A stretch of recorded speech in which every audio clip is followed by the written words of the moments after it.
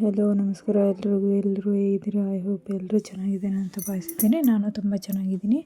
ನೋಡಿ, ಇವತ್ತು ನಿಶಾಂತನ ಬರ್ತಡೇ ಅಲ್ಲ, ಅವನಿಗೆ ಬಟ್ಟೆ ತೊಗೊಳೋಣ ಅಂತ ಅಂಗಡಿಗೆ ಬಂದಿದ್ದೀವಿ. ಅಂಗಡಿಯಲ್ಲಿ ನೋಡ್ತಾ ಇದ್ದೀವಿ ಯಾವ ಬಟ್ಟೆ ಸೂಟ್ ಆಗುತ್ತೆ ಅಂತ.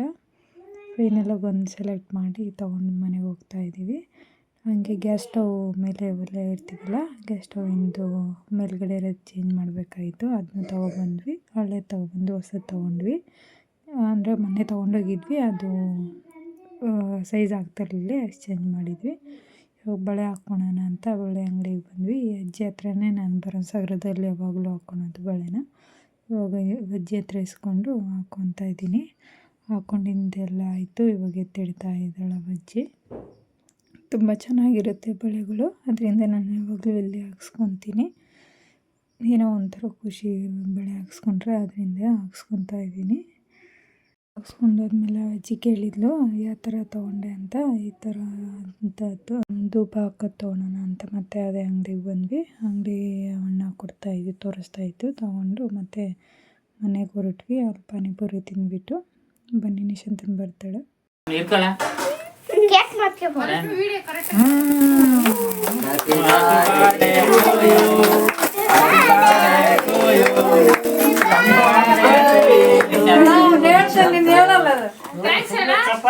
ಬರ್ತಡೇ ಎಲ್ಲ ಮುಗೀತು.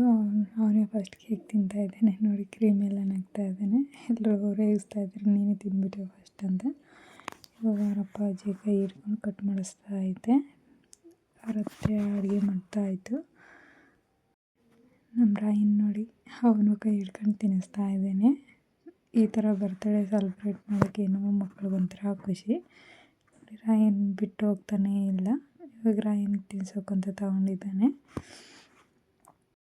ಇವಾಗ ನಮ್ಮಮ್ಮನೂ ಕೈ ಹಿಡ್ಕೊಂಡು ತಿನ್ಸೋಕ್ಕೆ ಬಂತು. ನೋಡು, ರಾಯನ್ ತಿನ್ನಿಸ್ತಾ ಇದ್ದಾನೆ.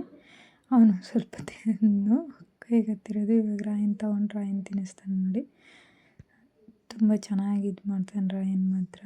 ಅಣ್ಣಗೆ ನೋಡಿ, ತೊಗೊಂಡು ಬಾಯಿ ತುಂಬ ತುರುಕ್ತಾ ಇದ್ದಾನೆ. ನೋಡಿ, ಎಲ್ಲರೂ ನಗ್ತಾ ಇದ್ದಾರೆ. ಸಾಕ್ಬಿಡು ಅಂದರು.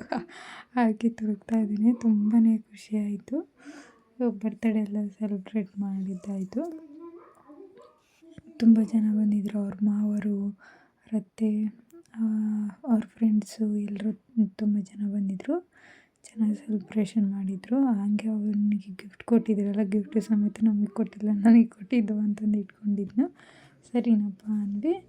ಅವನು 1000 ಏನೋ ಬಂದು 1000 ಕೊಡಪ್ಪ ಅಂದರೆ, ಇಲ್ಲ ನಾನು ಕೊಡಲ್ಲ, ನನಗೆ ಕೊಟ್ಟಿದ್ದು ಅಂತ ಜೋಬಲ್ಲಿ ಹಾಕೊಂಡು ಇಟ್ಕೊಂಡಿದ್ದಾನೆ.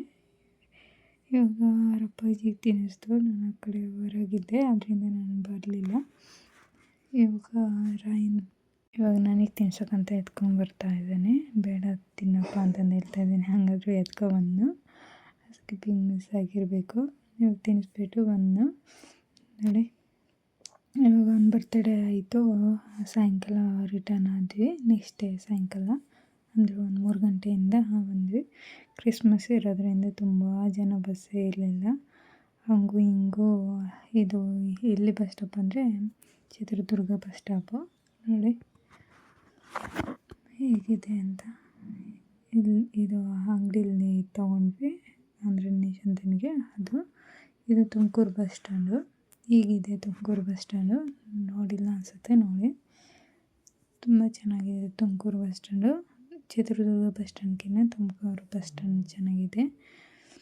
ನೋಡಿ, ಅಲ್ಲಿಂದ ಹತ್ತಿದ್ವಿ. ಬೆಂಗಳೂರು ರೀಚ್ ಆದ್ವಿ. ಅಂತೂ ಕ್ರಿಸ್ಮಸ್ಗೆ ತುಂಬ ಚೆನ್ನಾಗಿತ್ತು ಡೆಕೋರೇಷನ್ನು. ನೋಡಿ, ಅಂದರೆ ಫುಲ್ಲು ಟ್ರಾಫಿಕ್ಕು.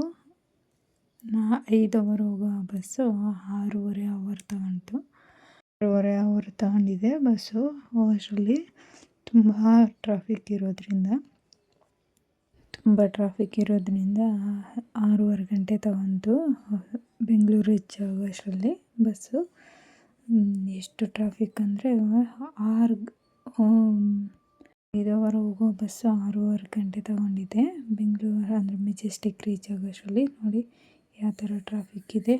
ಸ್ವಲ್ಪ ಮೂವ್ ಆಗೋಕ್ಕಿಲ್ಲ, ಫುಲ್ಲು ಟ್ರಾಫಿಕ್. ಎಲ್ಲೋದ್ರೂ ಫುಲ್ಲು ಟ್ರಾಫಿಕ್ ಆ ಥರ ಅನಿಸ್ಬಿಡ್ತು. ತುಂಬಾ ಹಿಂಸೆ ಆಗಿಬಿಡ್ತು ಹೋಗೋಷ್ಟರಲ್ಲಿ. ನೋಡಿ, ಅದು ಬೇರೆ ಸೆಂಟ್ರಿಗೆಲ್ಲ ಗಾಡಿಗಳು ಹೋಗ್ತಿದ್ವಲ್ಲ, ಅಷ್ಟೊಂದು ತುಂಬ ಟ್ರಾಫಿಕ್ ಆಯಿತು. ಕರೆಕ್ಟಾಗಿ ಹೋಗಿದ್ರೆ ಅಷ್ಟೊಂದು ಏನು ಅನ್ನಿಸ್ತಾ ಇರಲಿಲ್ಲ. ನಾವು ಯಾವ ಕಡೆಯಿಂದ ಹೋಗ್ತಿದ್ವಿ ಅಂತ ನಮಗೆ ಗೊತ್ತಾಗ್ತಿಲ್ಲ. ಮೆಟ್ರೋ ಪಾರ್ಕಿಂಗ್ ಇದೆಯಲ್ಲ ಆ ಕಡೆಯಿಂದ ಹೋಗ್ತಾ ಇರೋದು ಗೊತ್ತಾಯಿತು.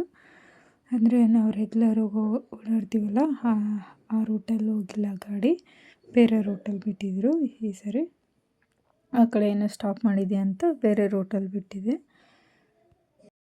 ಅಂತೂ ಇಂತೂ ಮೆಜೆಸ್ಟಿಕ್ ಬಂದ್ವಿ. ಮೆಜೆಸ್ಟಿಕ್ ಬಂದು ಇವಾಗ ಬಸ್ ಇಳಿದು ಆಂಧ್ರ ಬಸ್ ಸ್ಟಾಪ್ಗೆ ಹೋಗ್ತಾ ಇದ್ದೀವಿ. ಲವಣ್ಣ ಆಟೋ ಬೇಕಂತ ಕೇಳಿದ್ವಿ, ಬೇಡ ಅಂದ್ಬಿಟ್ಟು ಹೋಗ್ತಾ ಇದ್ವಿ. ಈ ಸರಿ ರಾಯನ್ನ ಅಲ್ಲೇ ಬಿಟ್ಟು ಬಂದಿದ್ದೀವಿ. ನಾನು, ನನ್ನ ತಂಗಿ, ನಿಶಾಂತು, ಅವರಪ್ಪ ಇಷ್ಟು ಜನ ಬಂದಿದ್ದೀವಿ. ರಾಯನಲ್ಲೇ ಬಿಟ್ಟು ಬಂದಿದ್ವಿ. ಇದು ಚಿತ್ರದುರ್ಗ ಹೋಗೋ ಬಸ್ ಸ್ಟಾಪು. ಆಂಧ್ರ ಬಸ್ ಸ್ಟಾಪ್ಗೆ ಹೋಗ್ತಾ ಇದ್ದೀವಿ ನಡ್ಕೊಂಡು. ನೋಡಿ ನನ್ನ ತಂಗಿ, ನಮ್ಮ ಮನೆಯವರು ಅಕ್ಕಿ ಇತ್ತು, ಅಕ್ಕಿ ಸ್ವಲ್ಪ ತಗೊಬಂದಿದ್ರು. ದೇವಸ್ಥಾನ ಆಯಿತು, ಅಲ್ಲಿ ಕೈ ಮುಗಿದ್ಬಿಟ್ಟು ಹಂಗೆ ಹೋಗ್ತಾ ಇದ್ದೀವಿ. ರಾಯನ್ನ ಊರಲ್ಲೇ ಬಿಟ್ಟು ಬಂದು ತುಂಬ ಕಷ್ಟ ಅನಿಸ್ತಿದೆ. ಅಂದರೆ ಬಿಟ್ಟು ಬರೋವಾಗ ಏನು ಅನಿಸಿಲ್ಲ, ಬಿಟ್ಟು ಬಂದಮೇಲೆ ಅನಿಸಿದೆ. ಅಂತೂ ಇಂತೂ ಆಂಧ್ರ ಬಸ್ ಸ್ಟಾಪಿಗೆ ಸೇರಿದ್ವಿ. ಇವಾಗ ಇಲ್ಲಿ ಬಸ್ ನೋಡ್ತಾ ಇದ್ದೀವಿ, ಕೋಲಾರ ಹೋಗೋ ಬಸ್ ಬಂದಿತ್ತು, ಹತ್ತಿದ್ವಿ. ಇಲ್ಲಿಗೆ ಏನು ಮಾಡ್ತಾಯಿದ್ದೀವಿ ಈ ವಿಡಿಯೋ. ಬಾಯ್.